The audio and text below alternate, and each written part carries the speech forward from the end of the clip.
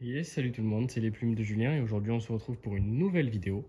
Donc comme je vous l'avais annoncé la semaine dernière lors de la vidéo sur les coquilles molles et le complément alimentaire, je vais vous montrer aujourd'hui comment je réalise mon mélange de graines puisque c'est moi-même qui le réalise. Donc là vous voyez c'est un espace que je vous ai jamais montré il me semble, un espace de stockage. Donc premièrement mon mélange de graines je le réalise à partir de matières premières. Donc les matières premières c'est quoi? C'est dans un premier temps ce que j'ai dans ces bidons. Vous allez voir ce que c'est.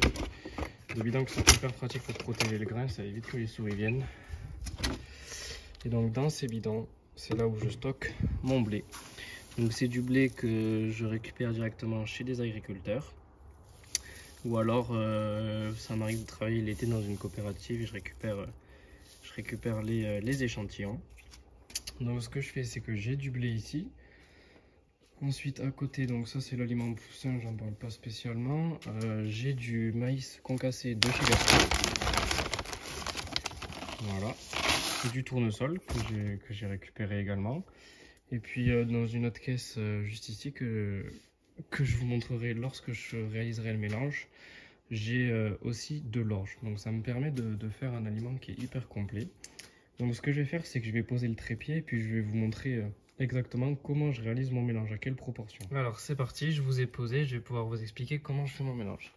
Donc tout est une question de proportion. Je commence avec presque les 3/4 d'un seau en fait avec de l'orge. Bon là il y a également un petit peu d'avoine. Bon le colza ils le mangeront pas, il y en a un petit peu mais sinon il y a de l'avoine.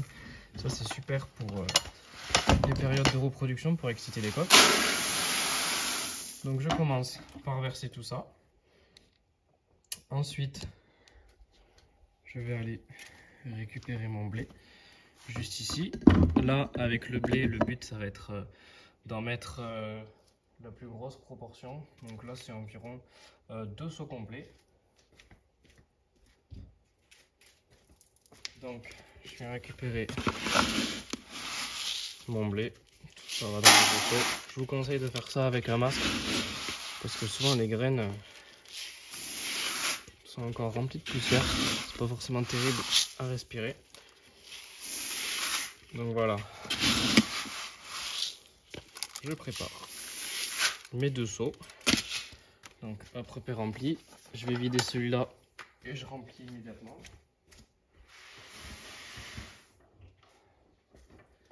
Donc c'est un mélange que je fais plutôt à l'œil. Là vous voyez c'est un seau que j'ai rempli un peu plus que l'orge par exemple. Donc celui-là on va en mettre un petit peu moins. En gros c'est 2 doses de blé pour une dose d'orge pardon que je fais.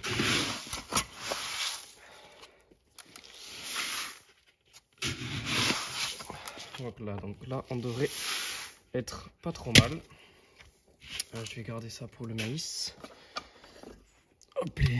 Donc ensuite, vous voyez, je mets tout dans la grande boîte, ça me permet de remuer après. Voilà. Alors, je vais y déposer mon blé. Ensuite pour le maïs, moi comme c'est des pékins, j'essaye de pas trop en mettre. Donc moi c'est mon doseur, en gros c'est une tête d'abreuvoir. Ce que je vais faire, c'est que je vais en mettre une et demie. Je vais aller chercher directement au niveau de mon maïs concassé.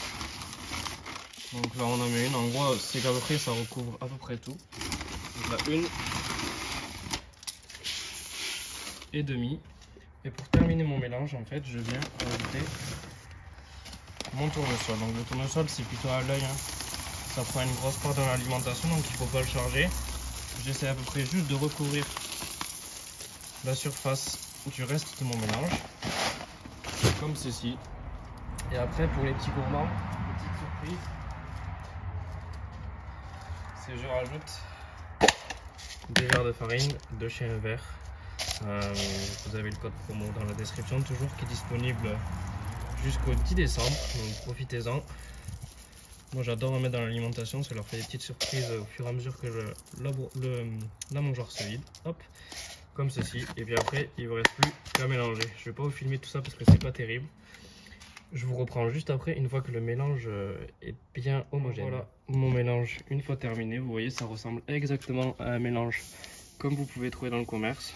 on y retrouve tout ce qui était prévu, du maïs concassé, de l'orge, du tournesol, un petit peu d'avoine et du blé. Voilà pour mon mélange. Et puis comme je vous l'ai présenté la semaine dernière, il est possible de rajouter des compléments, donc notamment de la coquille d'huître ou des compléments alimentaires directement entièrement complets, donc que vous pourrez donner à vos animaux. Donc j'espère que cette vidéo sur comment je prépare mon alimentation pour les poules vous aura plu. Je vous remets en lien dans la description le lien pour vous rendre sur le site Invert, donc pour les verres de farine et pour les compléments alimentaires que j'ai présentés la semaine dernière. Et puis moi je vous dis à la semaine prochaine pour une nouvelle vidéo. À bientôt.